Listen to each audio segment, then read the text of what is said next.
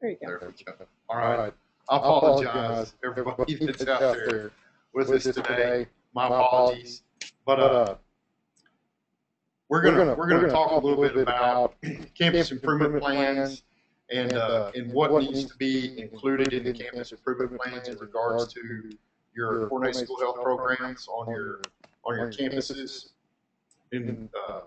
or your districts as well.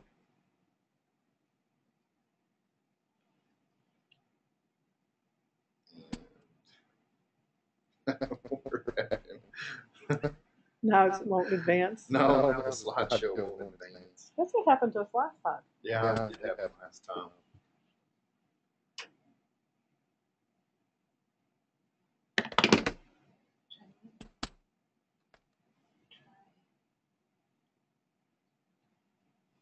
There we go. Let's just start. Disclaimer slide there. Texas Education Code, section 11.253D, subsection 10, is the current law that's on the books, and it states that if the campus is an elementary, middle, or junior high school, set goals and objectives for the coordinated health program at the campus based on your student fitness assessment data, your fitnessgram data, which would include anything from any kind of research-based assessment, such as the School Health Index, or your Health Education Curriculum Analysis Tool, or your Physical Education Curriculum Analysis Tool. Any one of those tools measure that from the Center for Disease Control and Prevention. Any student academic performance data, your attendance rates, your percentage of students who are educationally disadvantaged,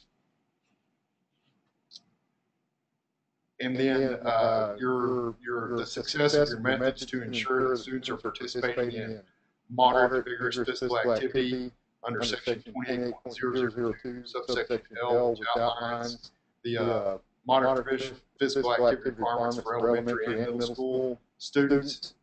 And then lastly, any other indicator that is recommended by your local school health advisory council. So anything that your TSHAC comes up with would also be included in that as well. There are currently 4 programs that are approved by TEA, and this is the link where you can go get those programs. Programs currently are InStar, Catch, the Great Body Shop, and Healthy and Wise, and I'll talk a little bit more about those 4 programs towards the end of our session today, because I know there's going to be quite a few questions regarding that, because Healthy and Wise, to my knowledge, is not going to come back next year, and we haven't received any formal notification from the vendor, but I have had a lot of calls from districts, and so that's not going to be an option next year. We will talk about that at the end of the session today. She's got it on for me. Yes. So I'll just need to come register myself. Is what afterwards. So much. We've got an open mic out there. If y'all can mute your mic, I'd appreciate that.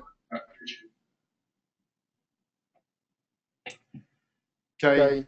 Coordinated school health programs, the 4 that we just talked about, it's mandatory of every elementary and middle school in the state of Texas that you implement one of these 4 programs that have been approved by the state. And again, the criteria, the selection criteria, the criteria for those programs are listed there in Administrative Code, Chapter 102, and that's the link where you can get more information regarding that information as well.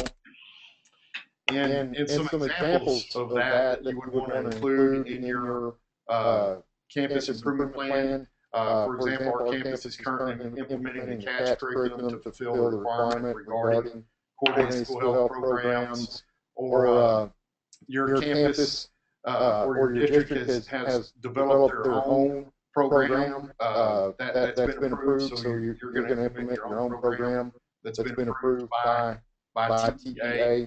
Michelle, do you have any examples other than that? Not really. Then another question you want to address, has your campus planning committee identified goals or objectives for your coordinated school health program? So that can be just as simple as stating or saying your timeline for implementing your coordinated school health program, which hopefully everybody should have already had that timeline down by now to implement your coordinated school health program.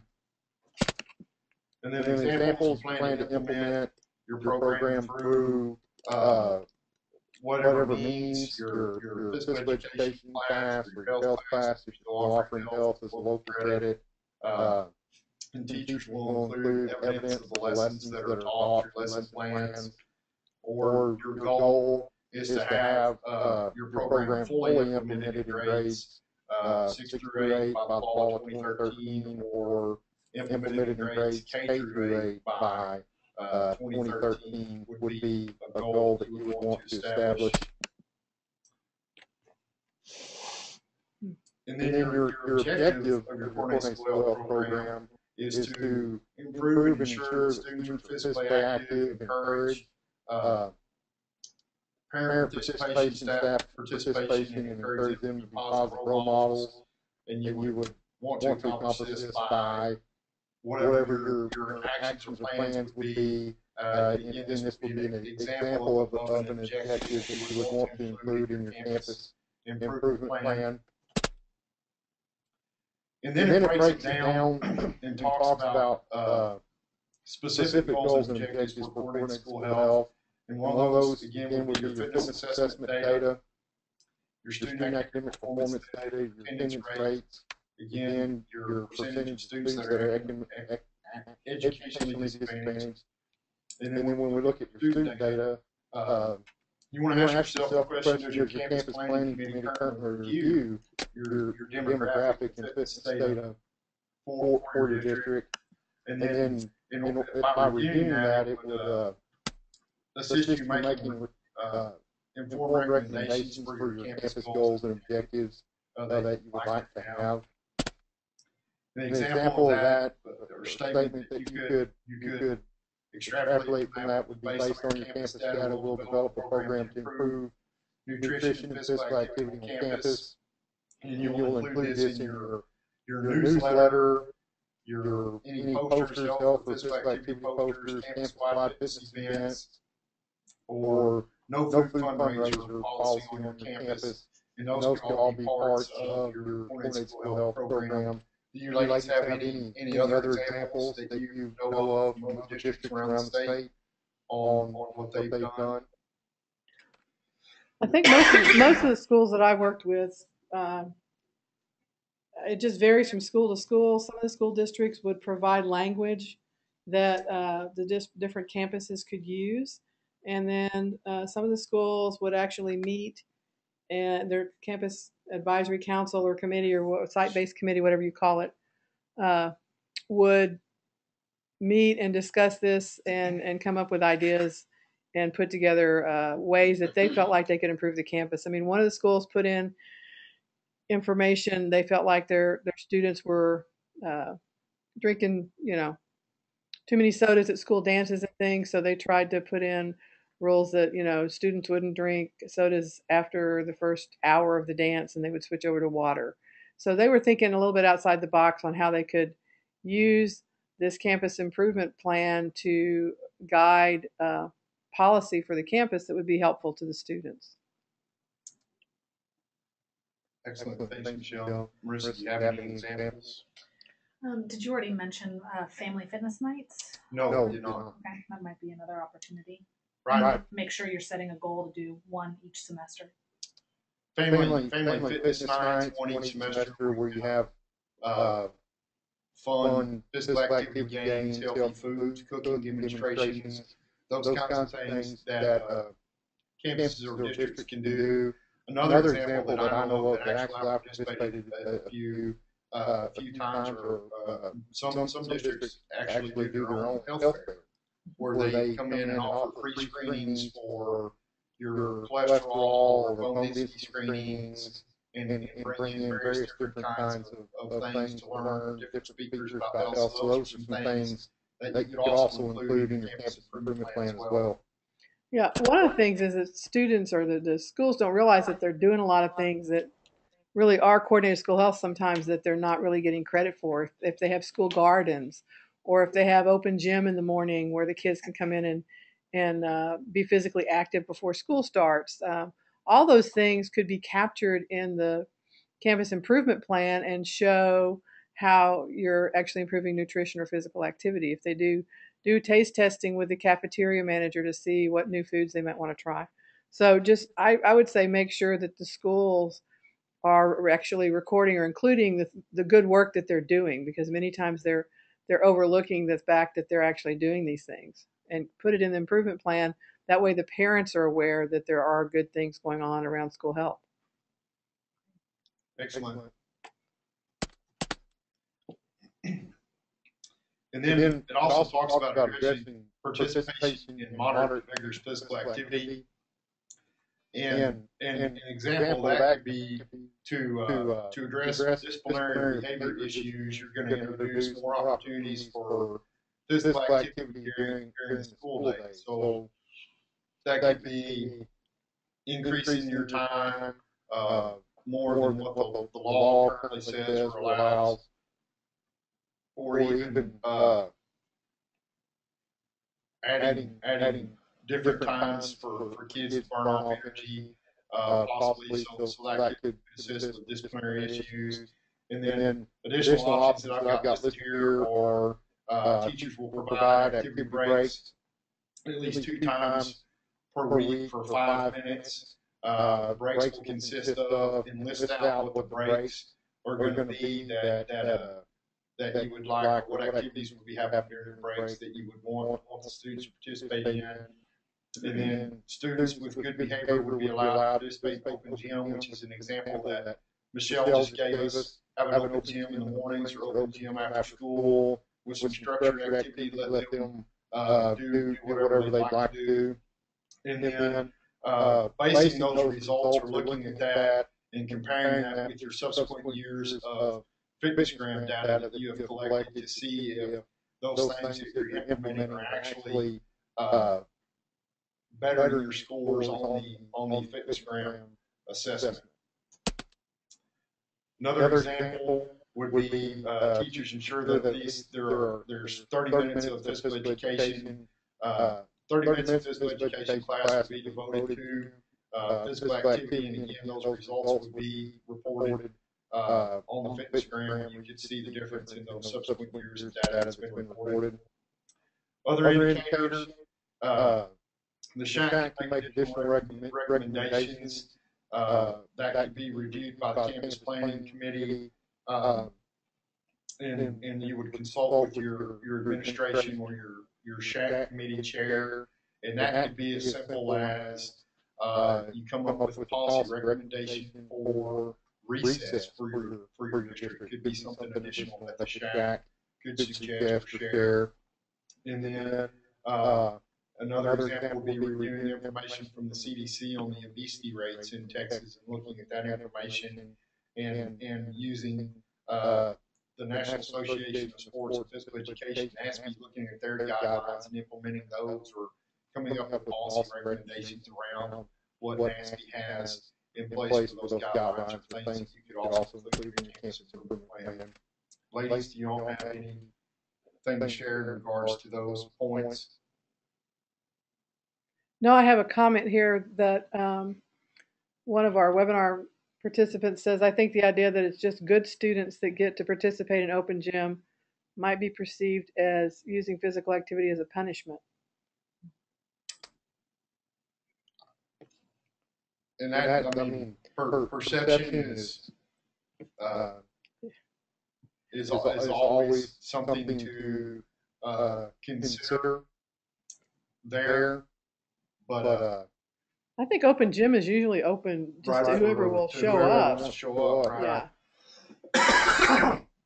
And that's what I was meaning. I wasn't meaning it as something that the kids would sign up to do. It would be that's something that everybody gets to participate in at the beginning of the day. In schools offering open gym in the morning, how many students are you seeing and who monitors the activity? What is the ratio of students to monitor? I can tell you um, that the schools that we looked at during the grant I was on in middle schools, you would have, 20, 30, 40 kids show up every morning. And the PE teachers were the ones that pretty much monitored our open gym. Now, we had some schools that had parents come in and be there to kind of monitor in some of the other schools because it's kind of an unpaid task that for the PE teachers to take on. So it's going to be up to the school. And then one of the schools actually had lunch, and I think they gave stipends to the teachers to participate in they had open gym during lunch so that the kids could play then too. So it's going to vary depending on what your school administration wants to do. Mm-hmm.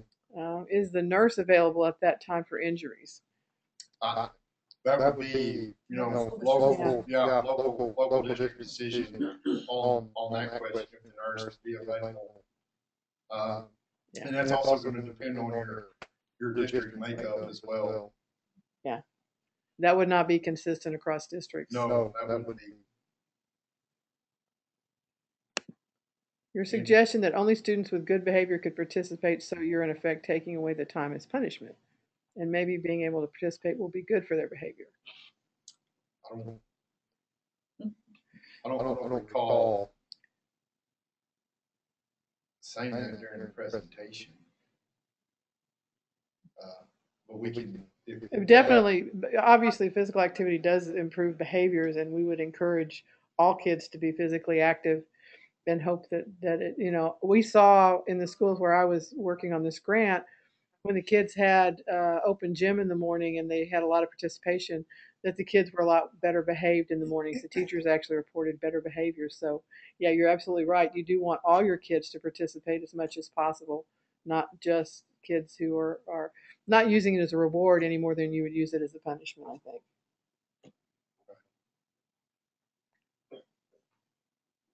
Any other questions there? I think do we have any more questions out there about the campus improvement plan, including this information? This was done because we had a lot of schools that wanted to do things but weren't sure how to get the information out there, how to educate parents about what they were doing, and trying to get some accountability at the campus level by saying, put this in your campus improvement plan. That way, there had to be some discussion about what was happening with coordinated school health. So we were hoping that, this policy increases the participation in coordinated school health at the campus level, which is where we were having problems.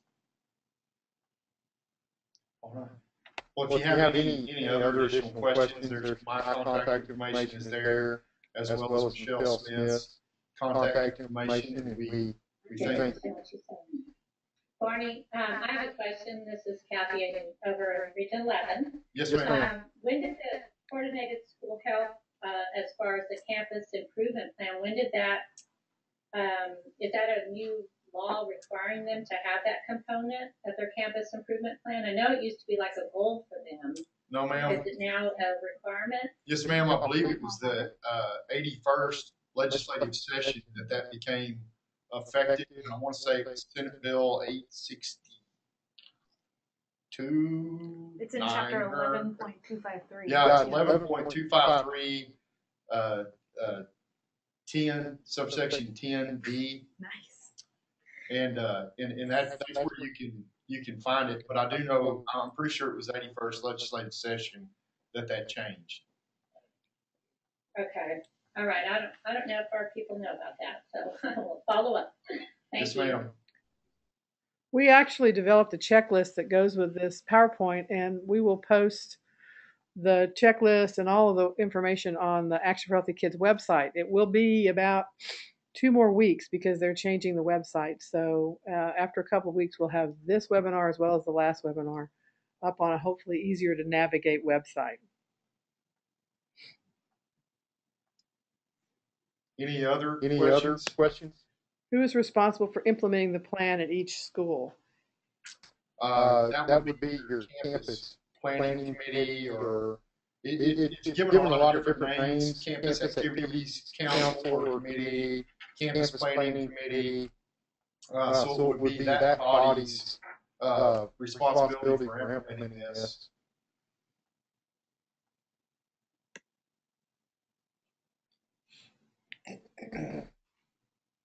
That's all we have. All righty. Now I'm going to turn this over to Marissa Rathbone. She's going to talk to us about the Active Life School Summit.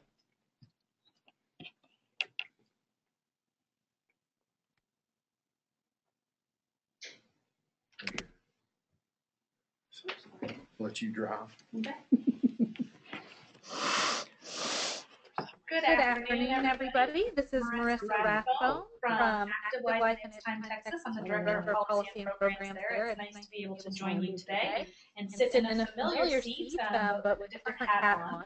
I want to talk with you all a little bit about two initiatives that we have going right now. One is Healthy Texas Week. If you haven't heard of it yet, we launched the Healthy Texas Week on Monday, which was April 8th, and we're running it through this Sunday.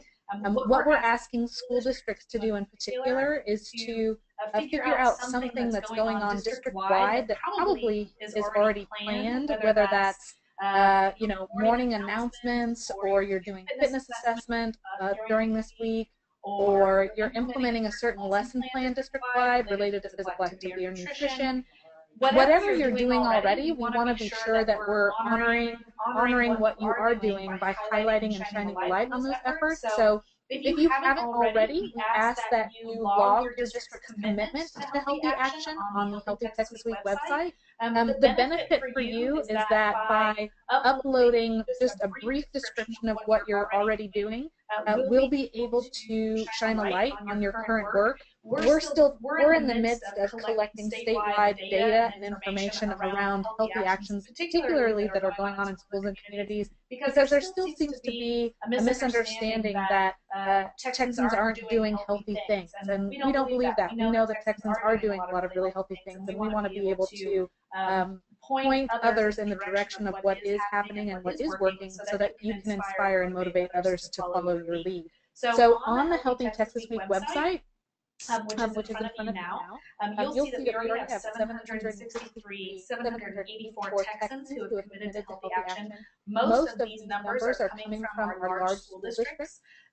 Many of those school districts committed to sending out information to their principals about doing morning announcements during this week. The relevance to the morning announcements in particular was, as it's sandwiched this week, is sandwiched in between STAR testing. So the messaging around the morning announcements that we sent out were focused on how, taking care of your body is also taking care of your mind. So typically you hear during testing week, get enough sleep, make sure you eat a healthy breakfast. Well, we want to go past that. We want to make sure that you are exercising, getting blood and oxygen to your brain, that you're eating healthfully throughout the day, that you are getting enough sleep. And we want to make sure that you're not just doing that during testing week, that you're doing that throughout the year. But we're going to go ahead and use testing week as a launching point to send that message out to all of your students. So that's what many of our school districts in the state are doing this week. But there's no right or wrong what you're doing, just as long as you're doing something. And we imagine you already have something committed this week, and we just want to know more about it. As you scroll down the website, it gives a little description about how it works. All we ask is that you commit to take that action, again, something that you've probably already done. If you don't know what to do, or you need some ideas, you're always welcome to call me or anybody at the Active Life Time Texas office. But in addition to that, our website provides some ideas. We have toolkits, talking points, and just a general brainstorming document that's available here on our website for schools, workplaces, neighborhoods, your home, as well as opportunities for you to participate in a healthy cooking challenge through HEB, and also recommendation that you volunteer for health. So there are tons of nonprofit organizations throughout every community, especially large ones in the state of Texas, or even ones that you don't even have to be there in person, but you can volunteer for health or advocate for health. As you know, we're in the middle of a legislative session, so there might be an opportunity for you to commit some time to communicating with one of your legislators about the importance of school health and physical activity in your school system. So any of these things would work, and anything that's not on here still would work too. And if you have any questions, again, you're welcome to call us. You commit to healthy action by just entering your information, a title to your event. So for instance, healthy morning announcements, just a brief description. How many people you believe will be attending. For instance, your students will be hearing the message, what your organization or school district name is, a web page if you'd like to share, it's not required, the date of the event or activity, and the school district address. All you got to do then is upload. If you want to put a photo, we'd love to see a photo, but it's not required. Upload, and then we'll be able to see what you're doing and be able to have an archived record of the healthy action that's going on throughout the state during this week, which is really exciting. We already have so many records as it is. So you'll see here on our title page right now, we've got a community garden building at the Dell Children's Hospital here in Austin. That'll occur on Saturday. So really neat opportunity for us to shine a light on your current work and be able to collect information about your efforts. There's also an opportunity for you to download stuff or visuals for your Facebook page or Twitter. All my friends, I'm sure, are really annoyed with me on Facebook right now because it is all over the place. But it's good to promote health, so I don't feel bad about it. And also you've got tweets that you can retweet if you are tweeting. I went into the office the other day and I said, so are we going to do any Twitters today? And my marketing communication guy said, you didn't even say anything then. Because you don't Twitter, you tweet. Yeah, it's important to know these things. I'm catching up. So anyway, that's a little bit about Healthy Techs this week. The other thing I wanted to talk with you about is our It's Time School Summit, or It's Time Summit this year. It's been It's Time School Summit the last 2 years because the focus really was entirely on schools. And while our core service is always for students in the state of Texas, we're trying to ensure that we're inviting the community and businesses into this conversation because we know that that's where a lot of you are getting support and resources, both financial and with time commitments. So we want to provide opportunities for our schools and communities to partner, and we're hoping that this summit will be the mechanism to do that going forward. So starting with this year, it is called the It's Time Texas Summit. You can register online, and the conference will be held this summer, which is a Monday and Tuesday, June 24th and 25th here in Austin. I think there's an open mic at one of our remote locations. Could you please just make sure that you turn your microphone off? Thank you. So I'm not going to play the video for you in interest of time, but I would ask that you go in, check it out. It's been a great conference. If you haven't had a chance to participate in the past, you get a ton of great feedback. You'll be hearing this year from a variety of presenters, both school district personnel who have best practices and models to share with you that are replicable throughout the state. Also, you'll hear from some of our nonprofit partners as well as business community to talk about how you might be able to apply for grants, write grants, other types of foundation proposals, different types of projects that are happening in the state that are working. And just a real opportunity to mix and mingle with people that are making a difference in the state of Texas. We hope that you will be one of them. You can register on the site by clicking on Register Now. It's still very, very inexpensive, under $100 per person. So a really good value for what you're going to get. I think that's all that I wanted to share today. And if you have any questions, you are always welcome to email me or call me. My email address is Marissa, M-A-R-I-S-S-A, at activelifehq.org. So that's Marissa at activelifehq.org. And you can always call me at 512-762-0046. Again, 512-762-0046. If there's anything I can do to help you, both promote what you're doing, learn more about what other districts and communities are doing, provide you with some support or guidance on how to advocate within your community or at the Capitol, I am available to you and would love to hear from you. The phone number that I gave you is my cell phone number, but you're welcome to call it whenever except after 10 p.m. and before 5 a.m. I might be working during that time, but I probably won't pick up my phone. So hope to hear from you soon one way or the other, and keep up the good work. Appreciate everything that you do.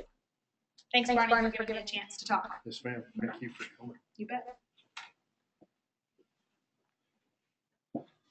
Alrighty, next on our agenda we have Rachel Nader with Northeast ISD. She's going to give us an update on PE in Texas and the Let's Move Alliance and PEP grants.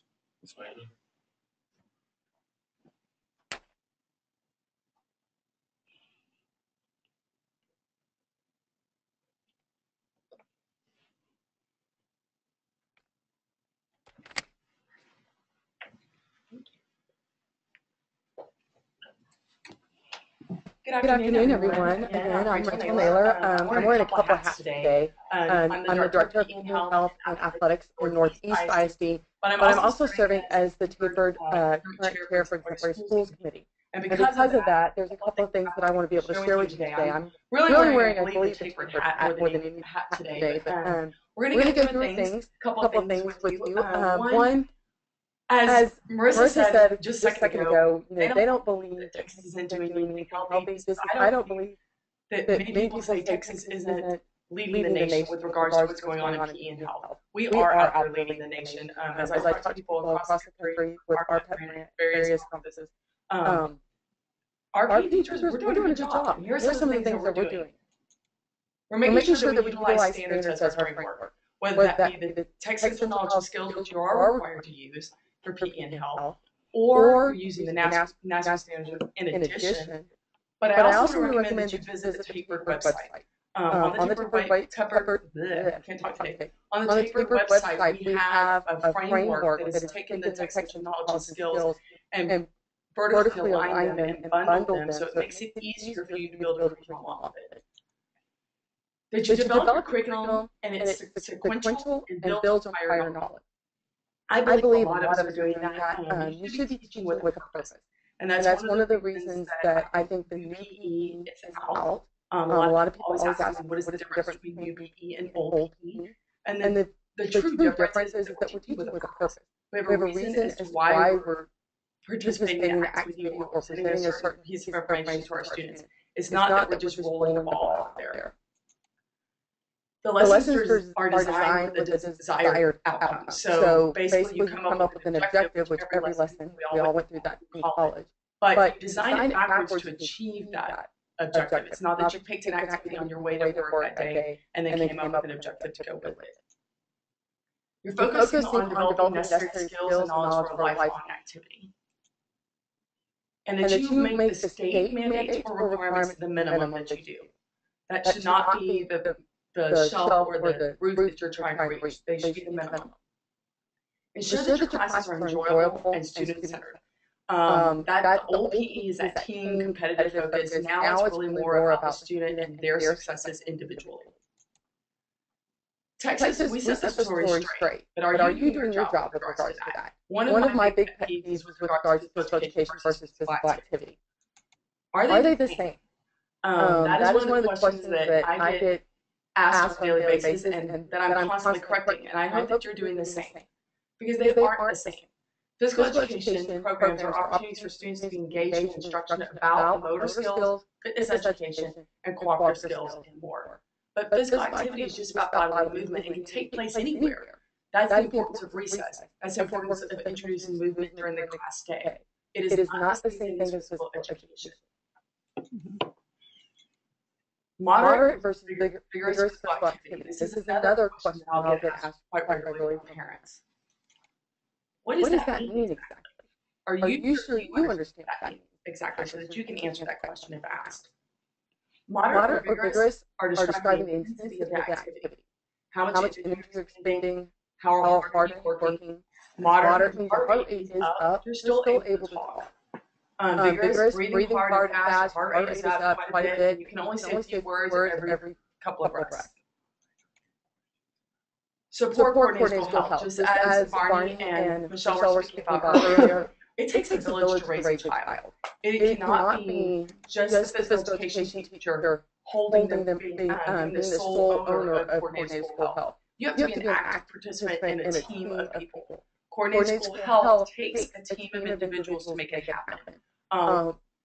Just as your campus improvement teams may be looking at the campus improvement goals, it should be that same team that's helping make that goal happen on that campus, not just the physical education. Make sure that you assess your campus, make sure that you plan and you implement accordingly. And then you go back and reassess and make sure that it worked and make any changes that you need to. Celebrate the little things as well as the big. Often I will hear a little bit of frustration from a parent that contacts me because they made one little change on the campus and they didn't see it happen overnight. A lot of times it doesn't happen overnight. It's something that you can celebrate just the little things. The fact that one child made a healthier choice that day is a little thing to celebrate. evaluate your programming and reap the rewards. That's kind of what we were talking about a while ago with regards to assessing. There's a lot of different programs out there that you can utilize. One that, of course, I'm going to recommend is the Twig Exemplary Schools program. It is available on the website. And basically, it's due August 16th. There's several different award levels. There's multiple criteria. You have an opportunity at each of the different award levels to meet certain criteria. There are mandatory or required criteria that you have to meet, but then there's optional criteria as well. We will offer help sessions on this at our 2 Summer Conference in San Marcos, July 14th through the 16th, and we hope that you will join us. We will also offer some at convention, which this year will be in Dallas in the first part of December. And we will have online help coming soon. We know that this, if anybody's been involved in the Blue Ribbon Award, it kind of goes along that same lines. It is pretty in-depth. It isn't something that you can wait until the next day to do. It's got to get done over several months. And so we will be offering some help online with PowerPoint and maybe some email addresses and stuff so that people can contact us with regards to questions such as, what is the estate plan and where do I get that from? We'll be glad to help with that as well. But I do highly recommend this. Is a great way, even if your programs do not meet any of the award levels, this is a great way to evaluate what you're doing at your campus and set goals to reach these award levels. Be money hungry. As Michelle already talked about earlier, and Marissa was talking about grant opportunities. You need to make sure that you are looking out there for those grants. Of course, there's one that is due this Friday, April 12th, which is the Carroll and White Physical Education Program Grant. Just in Texas alone this past year, we had 3 ISDs that benefited from it. And you can see by the amount of money that they were able to obtain, it was a nice chunk of money coming into Texas. I can also say Northside ISD happens to be a neighboring district in San Antonio, but we have a grant right now, and SISD has their second. This is also Northside's second. So just in our one little community, we have 3 grants of each of us having a little over $2 million for that. So it is definitely something to reach out for. It is not something you can do overnight. You need to be preparing for that grant, but I do highly recommend that you take advantage of it. I also want to make sure that you take advantage of all grant opportunities. I think often people see $1,000 or $1,500 grant come along and they pass it by. You can nickel and dime it. Just by getting that little bit of grant money here and there, that makes a huge difference in the type of programming you offer. Commit to change. Just as Marissa was talking about Healthy Texas Week, you need to commit to the change as well. And you do that through the Let's Move Active Schools. It's an initiative of our First Lady, Obama. She has 5 key focuses: physical education, physical activity during school, physical activity before and after school, staff involvement, family and community engagement. You can sign up on this website that I provided to commit, and it has a 6-step process for you to follow, which of course involves assessing and evaluating. I also want to mention Alliance for Healthier Generation is a great tool also to go out and use their school health index to evaluate yourself and get involved. They have an award process as well that you can go through. And they are also partners with the Let's Move Active Schools. Again, I am available for any type of questions you might have. As you can see, my email address is right there before you. My phone number is there. I am much better with email than I will ever say that I am with phones. I'm hardly ever in office. But if you email me, I usually get back with you within 24 to 48 hours. If I don't, it's because my email is deciding to take a break that day and you need to re-email me. So if you need anything else, do not hesitate to contact me. Rachel, if you could you go back to the previous slide that talks about First Lady Obama's initiative? Those initiatives that are there that Rachel provided on the slide, those are things that fall in line with what you would want in your campus improvement plan. Also, those are so. I just wanted to point that out that initiative also has things lined out that you could include in your campus improvement plan that your campus planning committee could oversee and implement throughout the district or at the campus level. And I just wanted to share that information. Thank you, Rachel, very much. Thank you. Are there any questions? I don't have any questions here. I was going to mention too, Fuel Up to Play 60 is another opportunity for funding for schools. They fund up to $4,000. It's part of NFL and the Dairy Council have gotten together, and it's an online program. You can Google Fuel Up to Play 60. Your campus can join, and once you've joined, then you can use their website as a tracking mechanism, and they have a lot of good ideas on there as well. And then you can also make an application for a grant.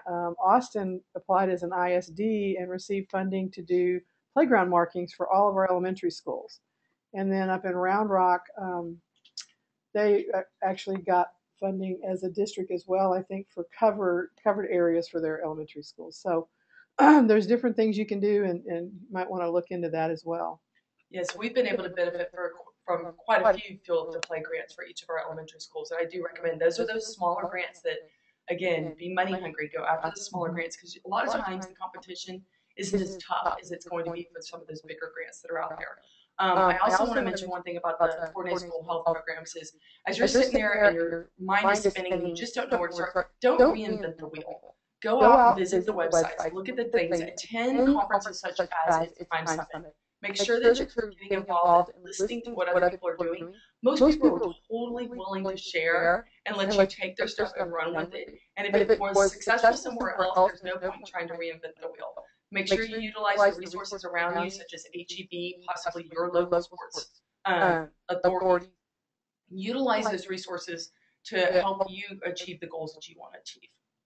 There is a question about, are the grants primarily used for building improvements or exercise sites? I'm thinking that might be related to the PEP grants.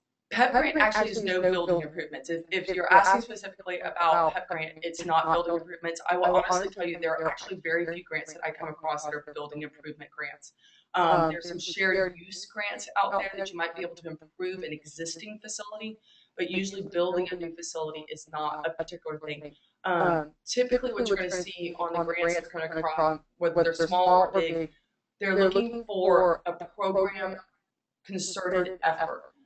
Usually that you're going to be aligned with other things that are going on in the country, but the other piece of that is that you're somehow looking at physical activity and nutrition and how you're going to combine those to improve the overall campus. There's very few grants that come across where it's just one or the other. It's usually both. Thank you very much. I'm going to ask if your regions have any questions. All right. Next we have Anita Wheeler with Department of State Health and Human Services. She's with School Health Programs, and she's going to talk to us about resources from the Texas School Health Advisory Committee.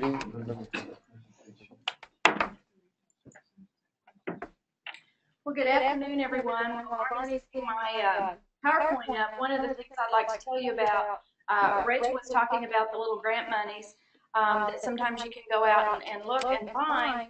The Department of State Health Services currently has out our Awards for Excellence grants, and some of those are actually awarding programs who have already successfully implemented a program, but we also have some awards that are called our Reaching for Excellence Awards, and these are awards that are given to a school who has an idea about how to improve school health. I believe the amount is $1,500, and you get half of it at the beginning of the program, and then you get half of it halfway through, so that we can make sure that you're getting the funding to get you started, but then also reinforcing. So you might check our website, because those grants, $1,000 doesn't sound like a lot until you need sports equipment, or you need watering stations, or some of those other types of things that support school health, but there's not a lot of money to help purchase. So I would encourage you to really get on the TSHAC website. I believe it's on the very front page of our website. The Awards for Excellence grants are right there. They aren't due until October, so you have a little bit of time to write them.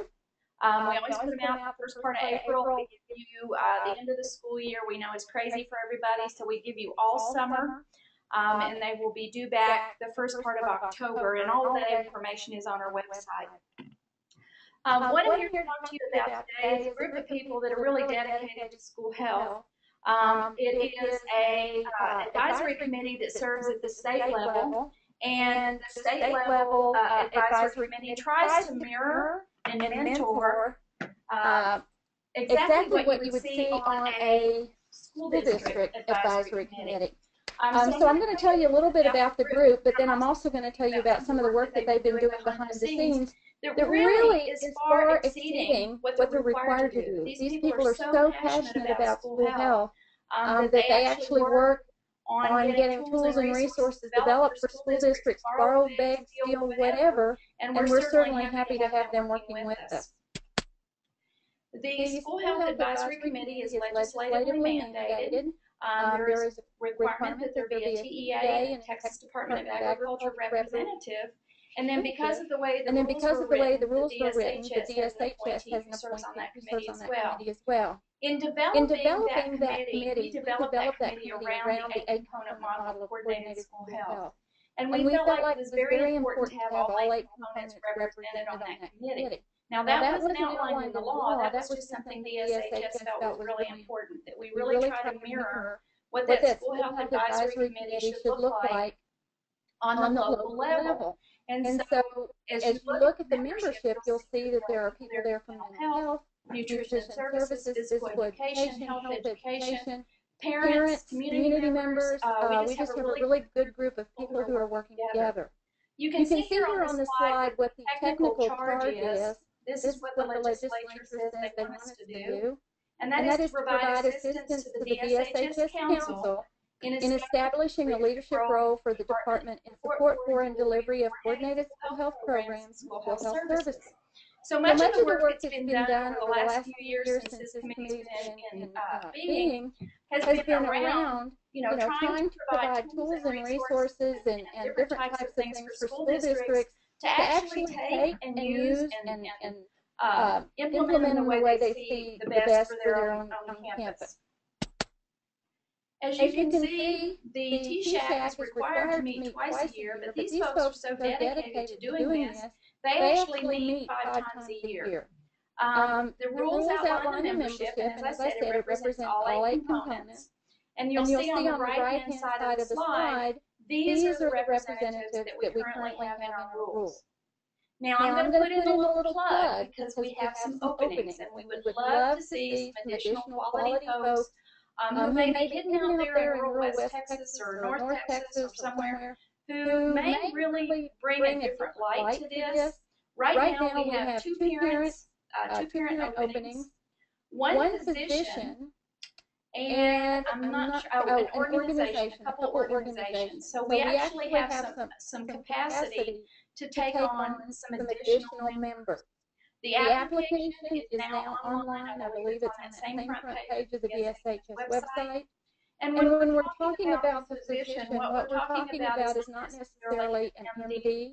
We're looking at possibly a nurse practitioner, a physician's assistant, someone who provides direct health services to the school-age population. So even though it says a physician, if you get into the website and you see the criteria, that criteria is actually someone who provides health services directly. In other words, prescribing and treating and those kinds of things. We already have a nurse representative on the committee, so we really need someone who does direct health services to students. We have worked really hard over the last 7 years to develop a lot of tools and resources. And here's an example of some of the things that have been developed. Some of these have been developed because one of the lead agencies said that they needed our support. Some have been developed because we know there's a current trend going on. And some of them have just been developed because we understand that tools and resources are critical for a successful TSHAC meeting, as well as policy development and those kinds of things. As you can see, the recommendations that we've developed so far, there are several around the topic of physical activity, several around recess, not using recess as a punishment or physical activity as a punishment is one that just bubbles to the surface. We wrote a recommendation on how important health education is, K through 12. We've written some recommendations around coordinated school health. Texas Department of Agriculture actually came to us and had us write a recommendation around sodas in schools. We had one parent on the committee who was very concerned because there was a lot of bus idling that was going on right outside the cafeteria where the children were during a large part of the morning and the afternoon, and so we actually wrote a recommendation around that.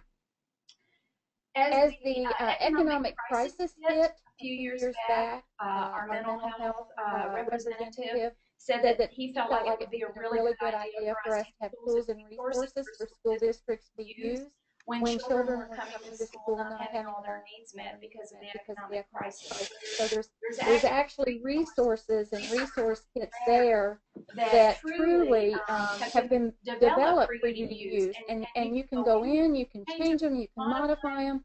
These documents are just there for your use. It's a starting point, and I think Rachel said it really well. Go in and borrow stuff. That's why people put these things on the website for you to use, and certainly the TSHAC would be thrilled to know that you took up some of their documents and made them specific to your own school. And again, we do have sample documents on the website as well. Now, I'm going to go through some of the either SHAC or the program-specific documents, and these again are all on the DSHS TSHAC website. We just completed a rewrite of the self-assessment tool. And what we did when we developed this is not every school has all of these types of things, but it's really one of those things. We went into the literature. We went into the latest best practice for school health advisory councils and for school health. And we kind of listed out a checklist of what really strengthens your school health advisory council. One of the things in here that we hear a lot of play both ways is having bylaws or operating procedures. Some schools are more informal, others are much more formal. So even though it's on the list, doesn't necessarily mean it absolutely has to be done in school. We want you to use this as a guidance document, but certainly it's not the absolute, it has to be this way. This one was just updated November 12th of 2012, so it's pretty new. And we'd encourage you to go in and take a look at it. It's a way to monitor your progress as you move forward in getting your SHAC up and running or continue to work within your SHAC. And certainly, it's a great tool to use when you're orienting new members because they understand more what the meeting should look like, what the SHAC does, what they should be doing. Additionally, this next tool is a school health initiative screening tool, and we initially developed this tool because we were getting a lot of requests for folks coming in and presentations to it. And because our charge is a little bit different than what you would expect, we don't have the legal authority to mandate anything. We just make recommendations, much like a local SHAC would do. But we were having a lot of folks ask to come and speak to it. And so in putting together this screening tool, we realized that local SHACs were being asked to, can we come in and talk to the SHAC? And so this screening tool truly was developed to help school districts look at initiatives, look at projects, look at people coming in to talk to them, just kind of a way to give you an idea of, is this program something that you want to be doing? Is it cost effective? Is it translatable across your district? Those kinds of things. So again, it's a tool you can use to modify it any way you want to. We just wanted to give you something to start with. Another tool that was just recently revised was back in January 14th of 2013. In the past couple of years, we've had a lot of change in the health services of our school districts. And I myself have gotten many phone calls about who can I hire, what can they do, what types of things do we need to have in place as supervision. So this document was actually kind of revised to reflect evidence-based practice. It also reflects nursing practice. And I think it's critical to understand that although nurses all have licensure in some capacity, some licenses are much more broad in what they do. So I think it's important that you really take a look at this document and see where your school district falls in as far as the health services that are being provided, and does it align with what these roles and responsibilities reflect. Now, one of the things that we literally are finishing up the final one And this is one of the reasons we came today was to really talk to you about this particular document. Every year the TSHAC is supposed to do a report to the school board. And because we have some school administrators on our committee, they said, you know what, it would be so easy if we had a template that where school districts could just go in and either add their data or change it or whatever they need to do. It would be so easy to have a template that folks could use. And then that way, they don't have to start and create something from scratch. Currently, we are in the process of doing this latest revision. It should be up. Ellen Smith and myself are going to be working on it this afternoon. So by tomorrow morning, it will be up here on the website. But it truly is a PowerPoint presentation that you can add, delete, add more. It's there for your use. Now this is kind of what it looks like. And notice I put the little template icon in there because it says you guys change the way you need it for your own school district. We did this a couple years ago. One of the things we realized when I got ready for this presentation was that we had not updated the law piece of it, and so I think that's important for you to be able to tell the school board or the board of trustees what the new laws are. So that's the part that we're in the process of revising.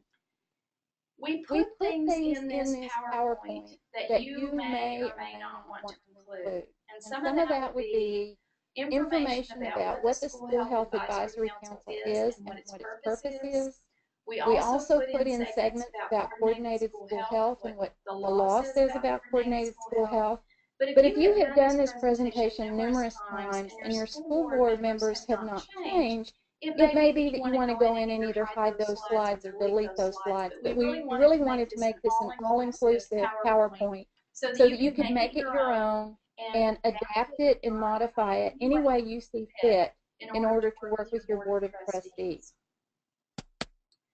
Here's another one of the template pieces. When you look at it, it tells who the members are.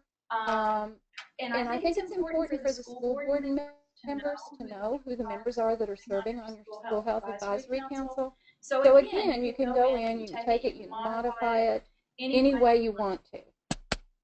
Again, I talked about the coordinated school health piece. We do have a few slides that explain what it is. Of course, we've got the 8-component model in there. I didn't take all of the slides from the actual presentation just because of time commitments or time that we had to deal with. But I certainly want you to know that it's a very in-depth document, and you can certainly modify it. We put in information about the National Health Education Standards, primarily as a piece of information that you might want to share with your school boards. We also have in there information about physical education standards. So we try to make it as in-depth as we can, but we also know that you want to modify it as you need to. We have a placeholder for your fitness friend data. And again, you may want to put the data that shows improvement or the data that shows need. Primarily, this is left up to you to figure out what is the most important data that you need to convey to your school board related to fitness friend. Then we left a place for you to put in other data sets. We understand that some school districts collect additional information. Some of you actually do the Youth Risk Behavior Survey. Some of you do the School Health Index. There's just so many things that you may want to put in here as little nuggets of information. And so we wanted to just kind of let you know that we have that there for you in case you want to add some additional data elements to your presentation. When you look at the TSHAC goals, as I said before, some TSHACs are much more formal than others. Some have specific goals outlined for the year. I know that the TSHAC, we actually do a strategic planning process once a year. When we get something marked off the list, we start up again and do it again. I know right now we have just gone through that cycle, and as was said earlier, we want to coordinate our efforts with what's going on in the state, but also what's going on in the nation. And so we're going to be adding new activities to the TSHAC's agenda, simply because we always are moving. We're always moving forward with things that we want to produce for schools and have available to you. And I would offer up, if you have suggested items that you would like for us to look at, or you would like for us to develop, please don't hesitate to let us know. They're always looking for ways to support schools and enhance school health, and certainly we've had folks make suggestions that we've actually been able to provide some information or some resourcing to them. An activity report, here's where you list all the great things you did during the year. And I think this is where people sometimes sell themselves short.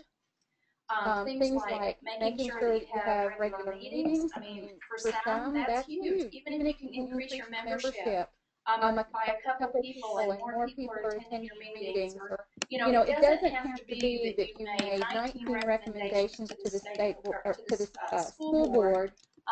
It can be very, very timely pieces of information to show that you're making movement towards implementing coordinated school health.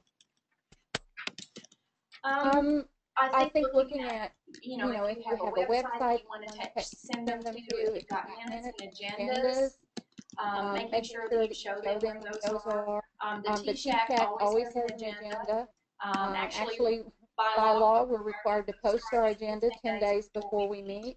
And then we always have the minutes. The other thing that we do that's a little bit interesting, once we finish with a work plan, we actually post that work plan on our website so that anybody who wants to look at the work we've done can actually go in and see what have we checked off the list in the last 7 years. And so I would encourage you to get on the list and see what kinds of activities the TSHAC has been doing, because you might want to model your work with the School Health Advisory Council along those same lines. Boy, this I didn't fix, did I? I put it in a new template and it didn't work, did it? This is the TSHAC recommendations page, and of course I would take that little bulletin board and put it on the other side of the slide. But this is where you write in your recommendations. And I think when you make a recommendation, one of the things the TSHAC does is we have all the evidence cited on the same page. So when we develop a tool or a resource, you'll notice at the very bottom of that tool or resource, we have everything cited, where we got the information, how it was utilized to help make the recommendations. And so we try to make sure that we model quality work by showing that we have done our homework and we have gone into the literature and we have found resources and the evidence that we need to make the recommendation. Putting in there when you met. It is required that you meet 4 times a year. Ours is only required to meet twice a year, and yet we meet 5 times a year. And sometimes during the legislative session, we meet much more often than that. If it's a really lively legislative session, we may put in an additional meeting or 2. And the interesting part is, the parents' travel is reimbursed, but all the other people that serve on our committee, we're not authorized to reimburse travel. But these people come to Austin anyway. And they really work hard to try to make tools and resources available for school districts. So for those that are on the TSHAC, our deepest appreciation for the work that they do is definitely warranted. We also have a list of useful websites that is in this PowerPoint presentation, so that your school board members can go back and actually click on some of these links to find some additional information about school health and coordinated school health issues. So we try to make sure that you've got some of the latest information that you might want to share with them. But certainly this is something you could add specific websites or information that you felt was important as you work through whatever your recommendations were. At this point, I am pretty much done with telling you about TSHAC, but I really would encourage you, and I think I'm going to let Barney come up and take you to the website. Before, I do have one question. Someone has an individual they want to recommend or that's interested in being on the TSHAC. So where would they get an application? We will show them where the application is. So there you go. So we'll show you the application process online.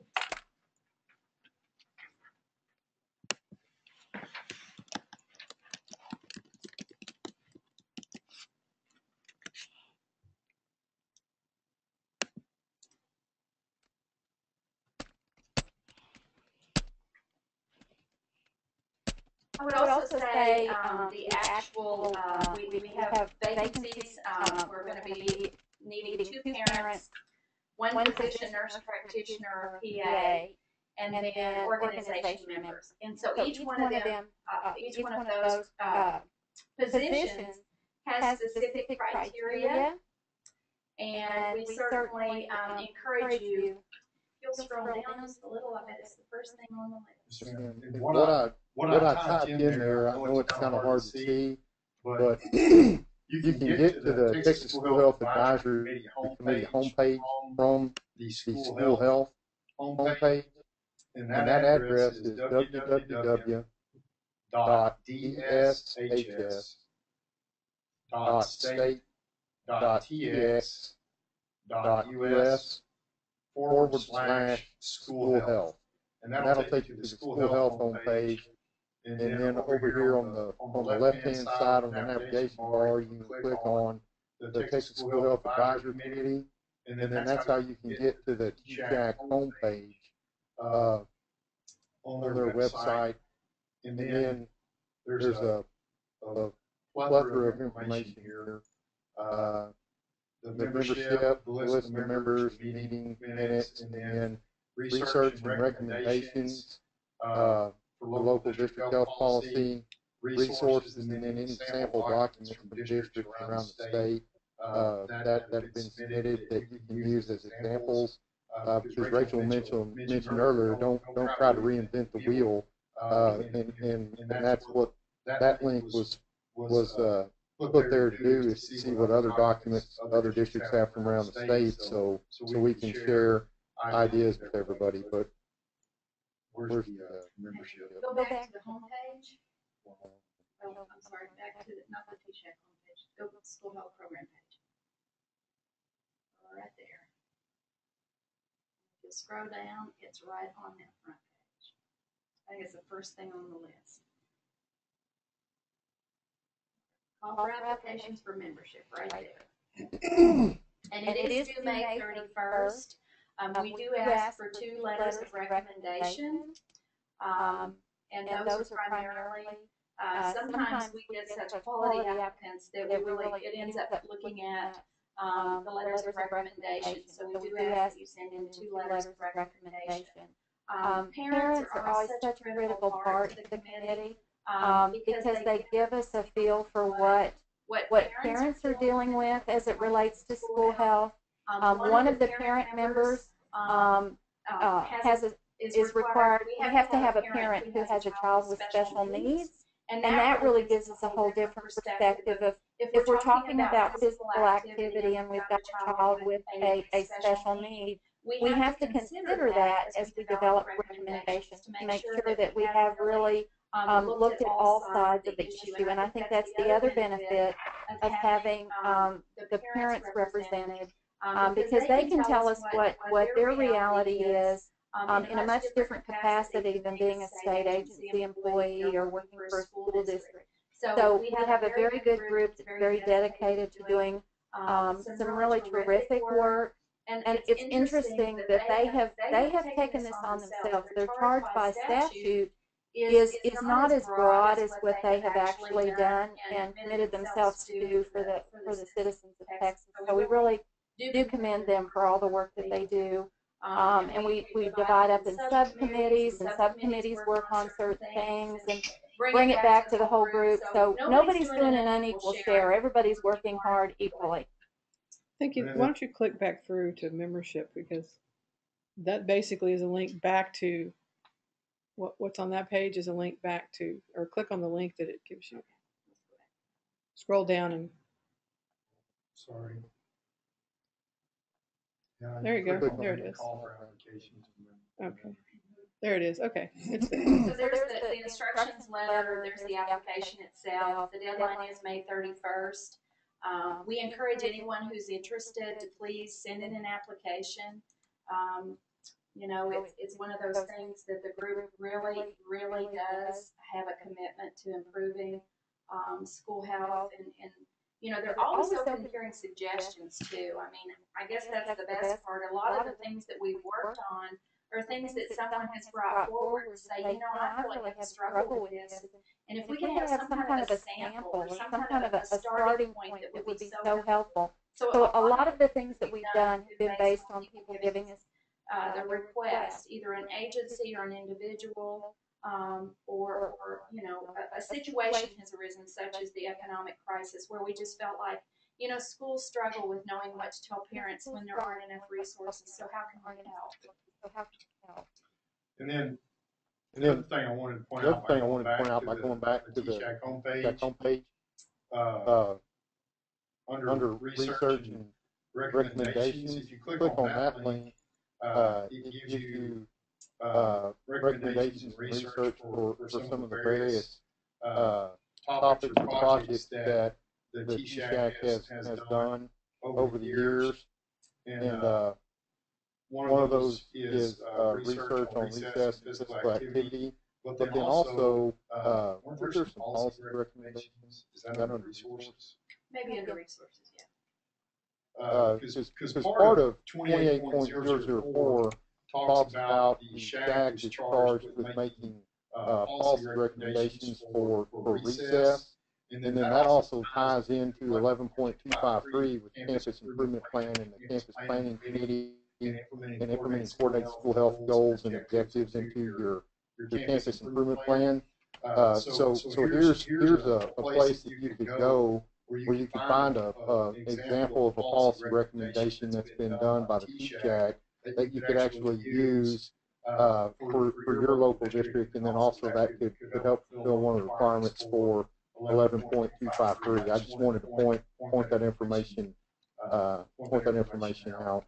And we tried to get the chair or the co-chair or a member to be here to present, but obviously with most of these folks being school personnel, and most of them being tied up with testing right now, as you can tell, you get me and you get Barney, but still the message is the same. These folks are still really dedicated to helping you. If there's something that you would like them to at least take a look at, please don't hesitate to send it my way. I think my contact information is on the last slide. I'd be happy to bring that forward to the TSHAC and let them take a look and consider what they can do with that. We are limited in doing any kind of advocacy work because it is a state agency advisory, and so there's limits to what we can do, but certainly we can make sample policies and sample documents for your utilization, and we certainly encourage you to let us know if that's the need you have. Nita, you also are next on the list with any updates from the Department of Health or anything you would like to share? Well, I think after the last TEPN and the headlights, I don't know that we have a whole lot of updates to share. I do know that the Texas Association of School Boards, for those of you who contract with TASB, they do have a model student handbook statement now around headlights. And so we are still in the process of getting the communicable disease chart updated.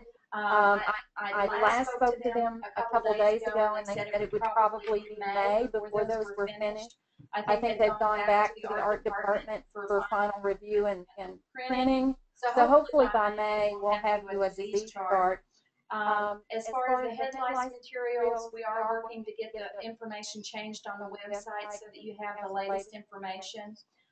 School boards and school districts need to work on what they're going to do this next year as it relates to the headlights issue. And so if you are getting services from Texas Association of School Boards, I encourage you to speak with them about how best to manage that particular situation.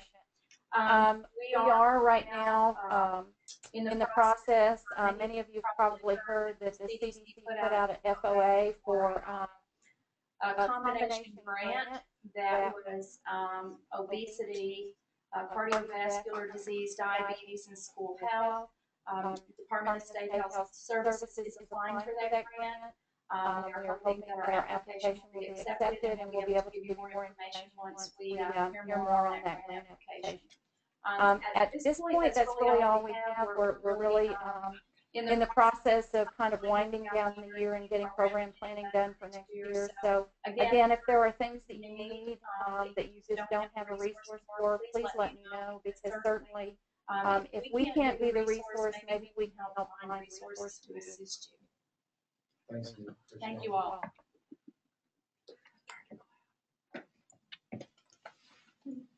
Let's see. Anybody have any questions? No. And now we're going to have Adrian Lee Nash come talk to us about the U.S. Healthy School Challenge with Department of Agriculture, and I will pull up her presentation here.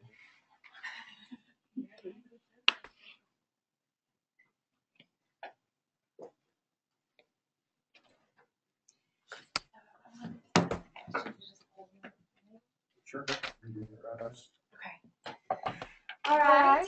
Hello, y'all. Thank you so much for, well, first of all, let me introduce myself. My name is Adrian Hashke. I have a master's in nutrition science, and I'm also a registered dietitian.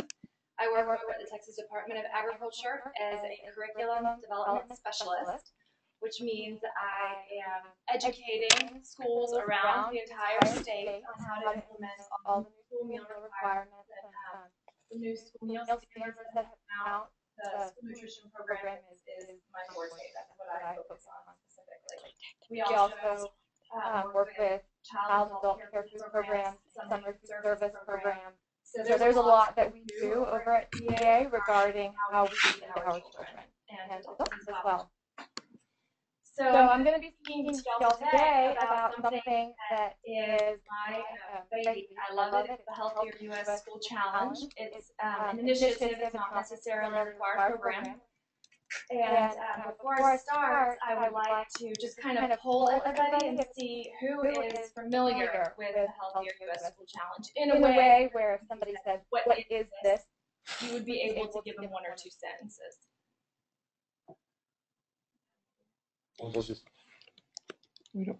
So listeners, if you've heard of the U.S. Healthier School Challenge, just chime in and let us know. I think one of our campuses in San Benito got one last year. I think it was last year or the year before. Yeah, that sounds familiar. I've been working on it for about a year, so that sounds familiar. Anybody else? Any other? I have a not familiar on here. Region 11, yes. Yes? Okay. Okay. 11, Okay. Region 11. 4. So I have 2 comments yes, and then 1 unfamiliar. Right. Okay. And the rest probably no. Okay, so we'll just We've roll got with about that. 10 to 20 no's there, yeah. Okay. So we'll go ahead and get started with the presentation.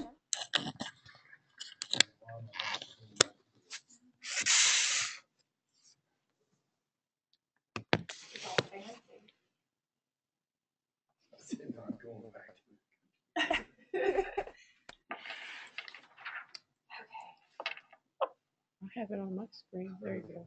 Perfect. Okay, great. So, do I just, okay.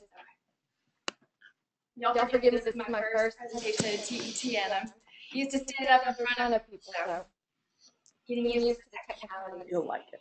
Okay. So we're going to be talking about the Healthier U.S. School Challenge. What is the Healthier U.S. School Challenge?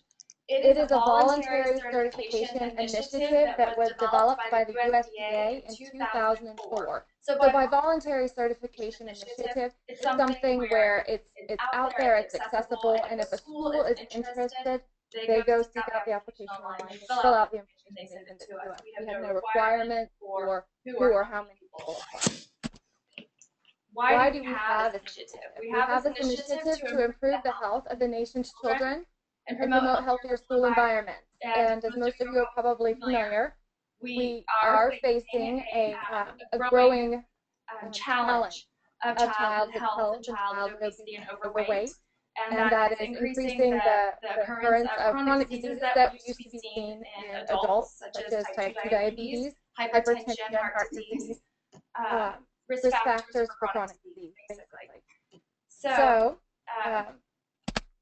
how are we going to address this? How does the Healthier U.S. School Challenge address this?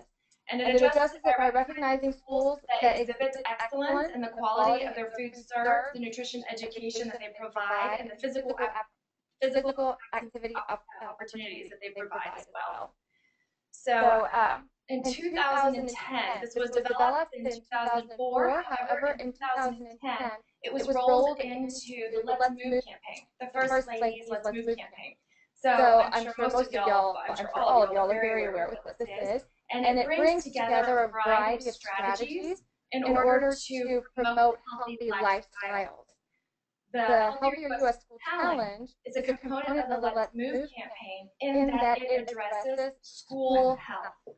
And it touches on the idea that beginning these healthy habits early in life will lead to long-term sustainable healthy habits through adolescence and adulthood. So what are the requirements of a healthier U.S. school? Before I begin, I will say I'm used to speaking to school food professionals with this. So this is a great opportunity, and I thank you for giving this opportunity to speak to the entire school environment about the comprehensive nature of this challenge. It incorporates a lot of partnerships and a lot of collaboration across different departments within a school.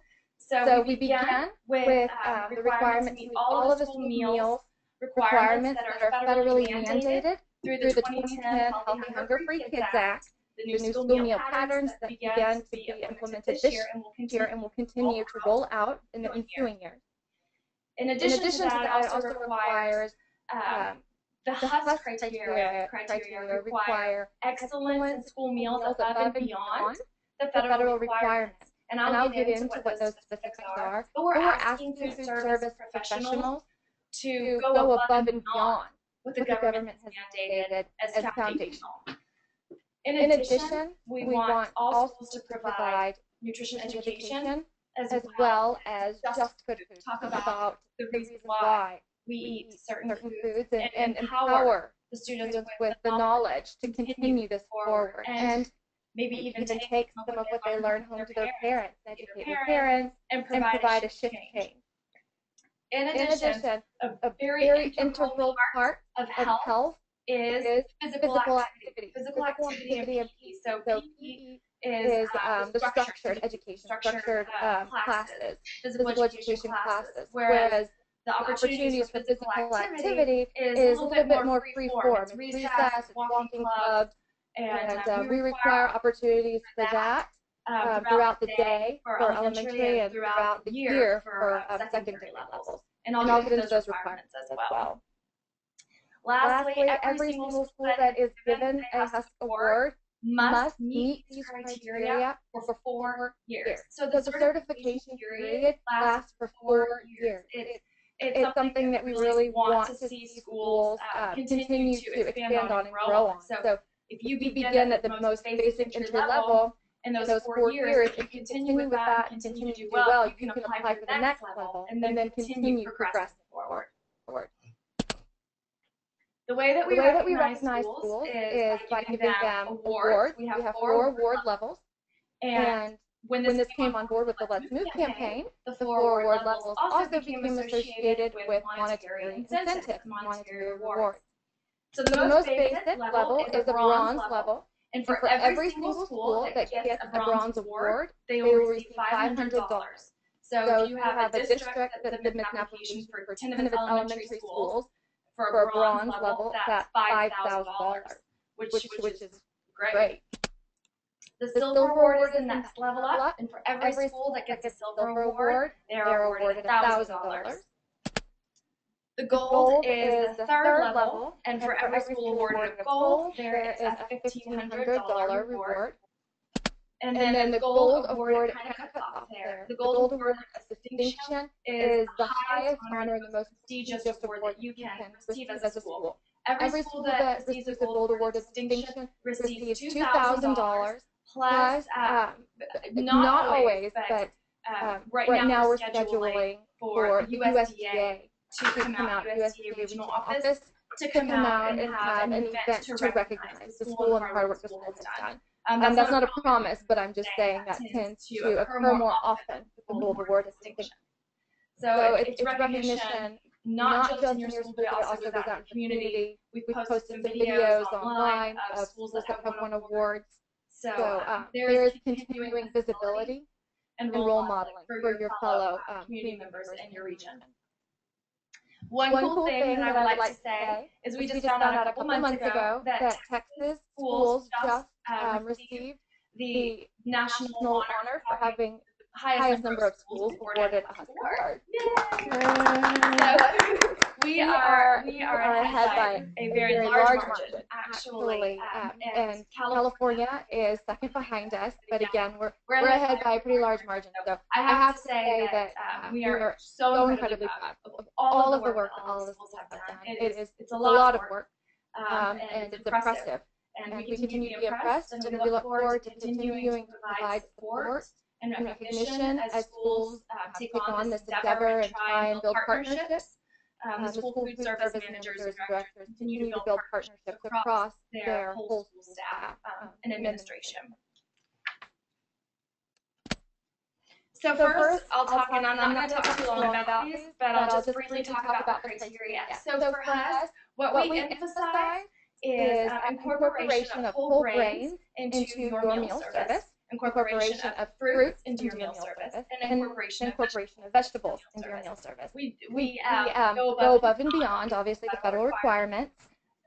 We do also speak to the service of milk, but it's also, it meets the TPS&P, Texas Public School Nutrition Policy Guidelines. Texas is a little bit ahead of the nation in promoting our own school policy. So all of our schools are already meeting the milk criteria because of that. When it comes to whole grains, we're just saying, we need to have you offer a little bit more than federal requirements. Fruit, we want you to offer a greater variety, and we want you to offer fresh fruits. And vegetables, we want to see a greater variety. So getting into the quick little details, the new meal pattern, the federal requirement, give a baseline of how much whole grain needs to be offered in schools. That was implemented beginning this year for lunch. It will be implemented beginning next year for breakfast. Husk says not only do you have to meet this criteria, but you have to go above and beyond. So, for instance, lunch this year right now is 50% have to be whole grain. Husk says if you would like to receive a bronze or silver award, 66% have to be whole grain. Want to receive a gold, 70%. If you want to receive gold distinction, 100%. So they're nudging schools ahead and advance of the upcoming requirement. So it's a no-brainer, really. You're going to have to eventually have 100% grains. Why not move in advance of that, turn in an application, and get some money for being proactive? It's a really great opportunity to fund these changes that the government is requiring and mandating across the board. Let's see here. Criteria to differ for breakfast and lunch. Okay, that's nitpicky. So then for fruits, we do require the new meal patterns that a certain amount of fruit is offered at every meal service. The Husk criteria goes above and beyond that and says, of those fruits that the government is requiring you to offer now, every fruit, well, it depends on what order you're going for. You have to offer a variety of different fruits. You can't put the same fruit on the line every single day. We're trying to expand the exposure that children have to these foods, and we're trying to increase their acceptance and consumption of these foods. Fresh fruit, that is nowhere, that's not mandated right now, but in Husk, it is a requirement to go above and beyond, offer fresh fruit. And then, of course, the criteria will differ for breakfast and lunch. And then in vegetables, vegetables in the new meal pattern is actually pretty specific. Not only do you have to serve a certain amount of vegetables, but you also have to serve vegetables within different subgroup categories, like dark green, starchy, red, orange, beans and peas. So what Husk says is meet all of that criteria. In addition, we want you to offer some more subgroups of vegetables. We want to see more greens on the serving line. We want to see red, orange on the serving line. Again, let's increase the exposure. Let's get kids to eat more of these. So the next important factor of this comprehensive initiative is the nutrition education component. So in elementary schools, the requirements are always a little bit more rigorous. So for elementary schools, nutrition education is required to be provided to all students in all grades. Middle schools, it's required to be provided in one grade or offered in one grade for bronze or silver medals, 2 grades for gold of distinction. So it's a little bit more lenient. And then in high school, it just needs to be offered in 2 courses required to graduate for all award levels. So as we see ourselves going up, it becomes a little bit more lenient. Across the board, it has to involve multiple channels of communication. It cannot just be in the classroom. It can be in the cafeteria. It needs to be messaging that goes home to the parent in the home environment. So again, it's spreading out those tentacles. It's trying to get a comprehensive approach to improving the school environment, the health of the school environment. My apologies. So the next big one is physical education. And this is a very important part, especially when it comes to different departments communicating, working in collaboration. And it's amazing to see successful schools and directors that have been able to work so closely with PE and teachers that are implementing physical activity and administrators. Everybody getting on board to understand it's not just about food, it's about the whole nature of how we engage ourselves physically. So for kiddos, staying active, the requirements mandate for elementary schools that it has to be provided, education has to be provided to all students in all grades throughout the entire year. Again, in middle school, it's a little bit more lenient to offer in at least 2 grades, and then in high school, you offer in at least 2 courses for all grade levels. And then I believe there are time requirements as well for elementary that fits into specifics for grade or per award level. And then the last thing is physical activity. And physical activity differs from physical education, as I said earlier, in that it is more about the free form, just movement of childhood, where they go out and they run in recess, or they have walking clubs, or walk to school clubs, or biking clubs, or any variety of just getting up and moving that isn't structured and developed through a certified PE teacher and implemented in a classroom-specific setting. So these must be provided, opportunities must be provided for all schools, elementary, middle, and high. As well, they must always be promoted, actively promoted participation in these physical activity opportunities. And then the third thing in this is something that, I mean, all of it is about improvement, but something that we've seen being sometimes more of a challenge is physical activity does require that physical activity may not be used as a form of punishment. It cannot be enforced or it cannot be denied. Physical activity opportunities, so recess, can't be denied if a kid's been, behaving poorly in the classroom. They probably need to get out and run that off anyway. So those are the criteria of HUSC for physical activity and physical education. Then let's see. Additional criteria, again, speaking to the spectrum of the school environment. We do talk about competitive foods, and we do establish criteria for competitive foods above and beyond TSHAC. Of course, this is all probably going to change once the competitive rule that federal government has proposed becomes finalized. But that probably won't be for another couple years until implementation. The next is a local school wellness policy. Every school must have one. And then there are 20 other criteria for excellence. And this is new. This is new since the application's been updated to reflect the new school meal patterns. So of the other criteria for excellence, there are 5 categories that you can select from to meet the requirements for HUSC. And those are program outreach, physical activity, school and community involvement in wellness, nutrition education, and school food service. So every award level has different requirements. And we'll begin with the bronze. You have to meet 2. They give you these, you have a list of 20 options within the other criteria for excellence. If you're seeking a bronze award, you must meet 2 of these options of the 20 options. If you're seeking a silver, you must meet 4 of the 20 options. if you're going after a gold award, then you have to show us that you are implementing 6 of the 20 other criteria. And then if you're going for a gold awarded distinction in most prestigious, you almost have to show us that you're meeting half of these. There are 8 that you need to be meeting. And then I think that's bringing us towards the end. So in summary, our interest, and again, my gratitude and having the opportunity to speak to y'all today is that this really is something that doesn't stop at the cafeteria door. This isn't something that is just about child nutrition directors. This is something that's multifaceted, multi-pronged.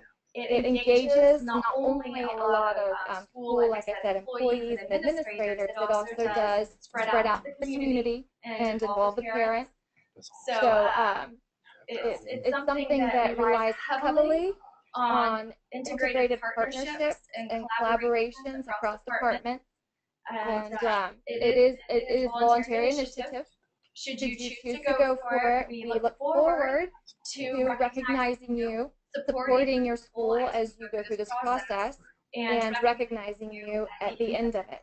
So I thank you for your time, and I look forward to receiving more applications in the coming year. And that's my presentation. Good job. Any questions? You did a good job. Or Adrian? Are there any on No, I don't see any. She did too good a job. Oh, no. I did have, is there a way I could give them my information? No, I didn't. Yeah. Okay. Well, I forgot to put my contact information in the slide. So not only do I work in the education unit, but I am also, since I am a dietitian, I'm working closely with the nutrition specialist that has been charged with reviewing all the applications and providing technical assistance as we receive and review applications and send them up to the USDA National Office. So if you have any questions about the program, if there are any schools that have interest, please feel free to contact myself, and if I can't answer you, I'll pass the question along. I'll give you my email address. Can we go to that first slide? Absolutely. It's my first name, Adrienne, ADRIENNE, period, Hashke, my last name, and I believe we're pulling that up, how to spell it, HASCHKE, at texasagriculture.gov. And then my phone number is 512-463-2585. So again, my email is my first name up there, Adrienne, period, my last name, Hashke, at texasagriculture.gov. And my phone number is 512-463-2585.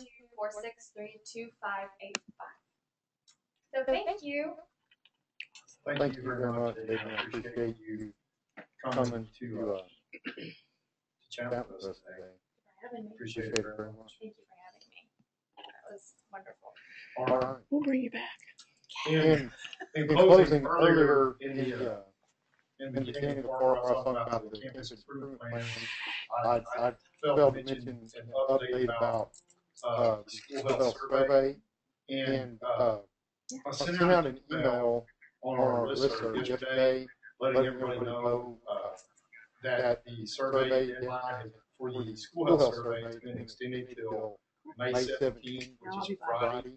We've extended the deadline for that. We had a response rate kind of low, given the fact that I don't think there's enough time allowed in there, so we bumped it to May 17th. So there was an email sent out about that on the safety listserv yesterday, and then there also should be some correspondence, letter to the administrator correspondence coming out sometime next week. Also announcing that extension as well. And as of this morning, we had 434 responses. So we were trying to get that number a little bit probably a bit higher. And then the other thing I wanted to talk about is my kids were talking last night, getting excited about being able to go to the lake, swimming and jump around in the pool. And I started thinking that May actually is Water Safety Month. And I had a few websites and information that I wanted to share with you regarding water safety. If I could get the computer to cooperate with me here.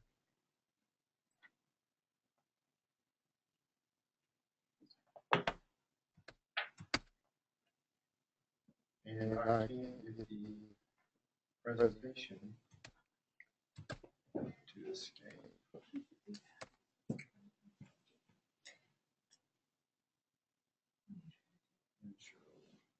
There we go.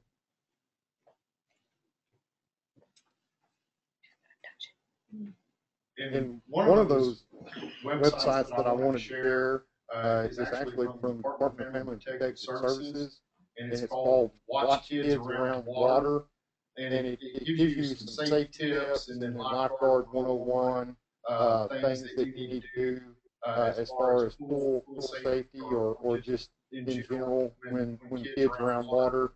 And then it also gives some information about child drownings throughout the state of Texas, and they also have information in Spanish. So that's one website that I wanted to share, and it's rather long website. So if you just Google Watch Kids Around Water and then look for Department of Family and Protective Services, that's one website that would pull up that you could utilize.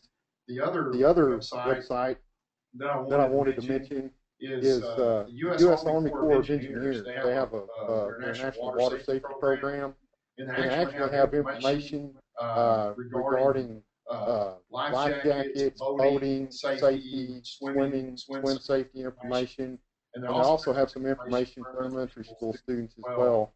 You can go over here to Safety Tips, which is on their website.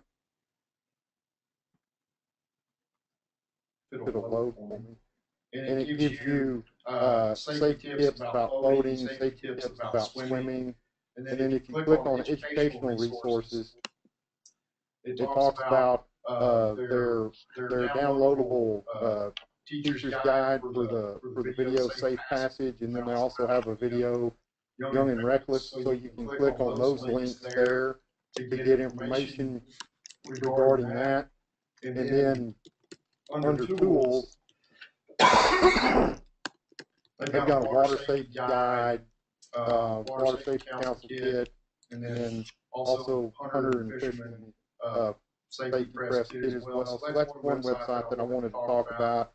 And to actually get the DVDs, the Safe Passage, Young and Reckless, or the Wear It Right DVD, you would need to go to www.corpslates.us to locate your local Army Corps of Engineers project office near you, and then you would need to contact them to request one free copy of the DVD. So I wanted to point that information out for y'all. And then the last website that I had is Pool Safely, www.pool.safely.gov.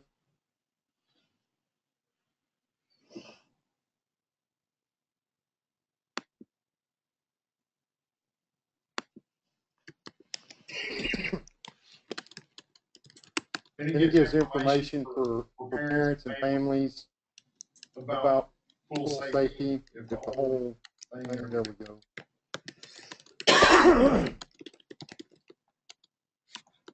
Well, I guess Pool Safely doesn't want to play fair. There we go. Information for parents and families.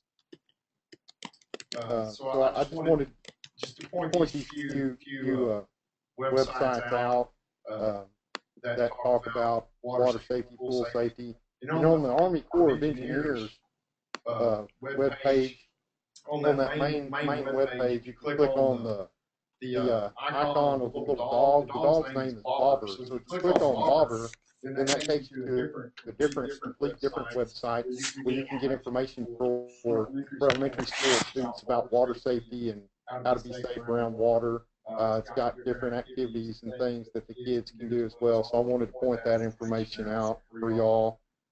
And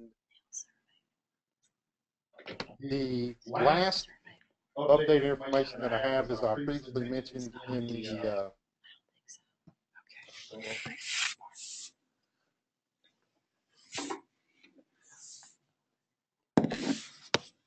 there we go.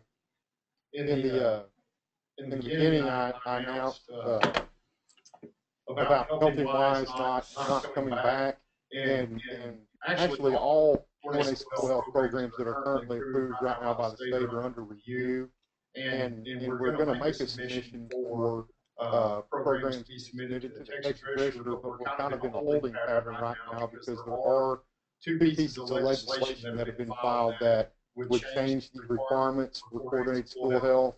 One of those being oral health added to the health part of coordinated school health, and then also adding the mental health component for coordinated school health. So we're currently kind of in a holding state to see how much steam those two pieces of legislation have, because we don't want to have to file and submit, and then if one of those pieces of legislation does happen to pass, then that would mean that we have to completely resubmit and start this process over. So we're hoping to be able to submit sometime in May, hopefully, and then be able to have newly approved coordinated school health programs at some point this summer.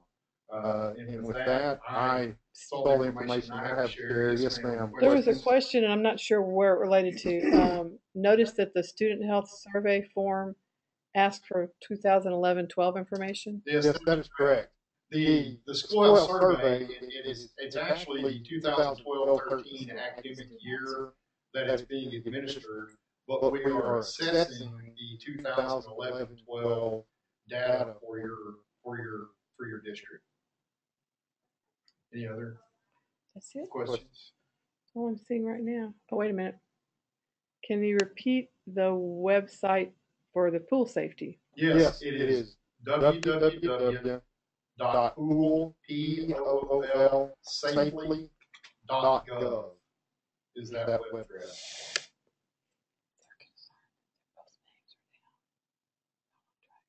In the website for the Army Corps of Engineers, I don't think I mentioned that one.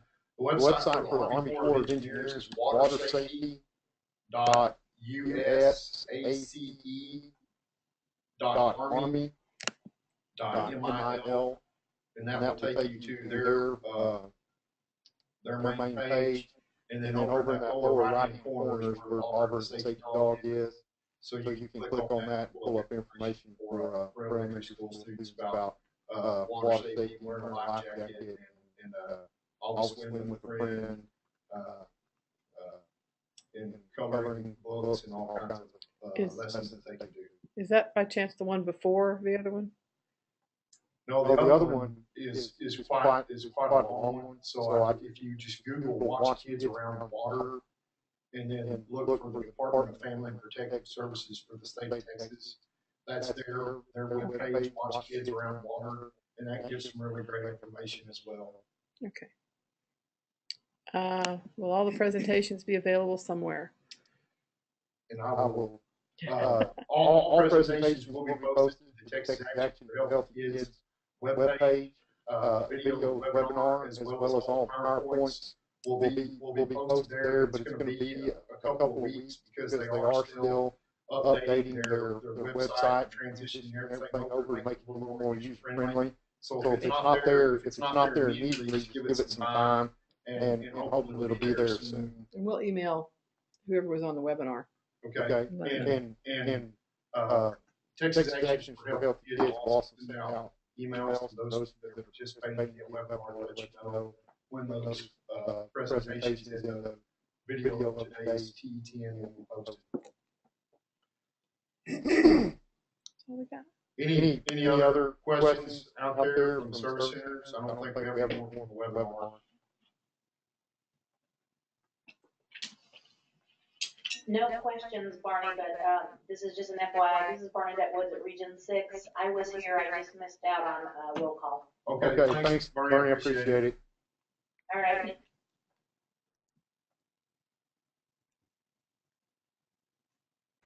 Anybody else that I missed during roll call? That's there now. Any other questions?